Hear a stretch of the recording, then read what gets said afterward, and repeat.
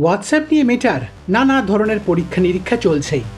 AI এর জোয়ারে অ্যাপটিকে টিকিয়ে রাখতে এবার রাইটিং অ্যাসিস্ট্যান্ট নামে নতুন একটি ফিচার আনছে সংস্থাটি। এআই এর মাধ্যমে কাজ করা ফিচারটি মেসেজ লেখার সময় বিভিন্নভাবে লেখায় পরামর্শ দেবে।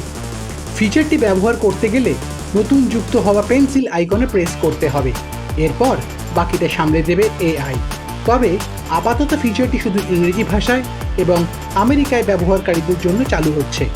শীঘ্রই অন্যান্য ভাষা এবং দেশেও এটি চালুর পরিকল্পনা রয়েছে মেটার। তবে প্রশ্ন উঠছে প্রাইভেসি নিয়ে। হোয়াটসঅ্যাপের মেসেজগুলো এন্ড টু এন্ড এনক্রিপ্টেড হলেও এআই কোয়ারিগুলো সাধারণত ক্লাউড ডেটা সেন্টারে পাঠানো হয়। হোয়াটসঅ্যাপের বক্তব্য, ফিচারটি তৈরি হয়েছে মেটার নিজস্ব প্রাইভেট প্রসেসিং প্রযুক্তির ওপর ভিত্তি করে।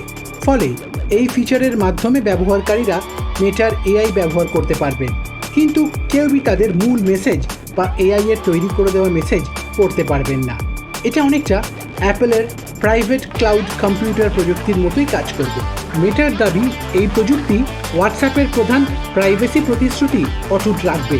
মানে ব্যবহারকারী এবং যার সঙ্গে কথা বলছেন তার বাইরে আর কেউ ব্যক্তিগত মেসেজ দেখতে বা শেয়ার করতে পারবেন না। কি মেটার এই নয়া প্রযুক্তি ভালো নয়? আপনার কি মত? নিচের কমেন্ট বক্সে লিখুন আর করুন like, share and subscribe Nimbupani Bangla.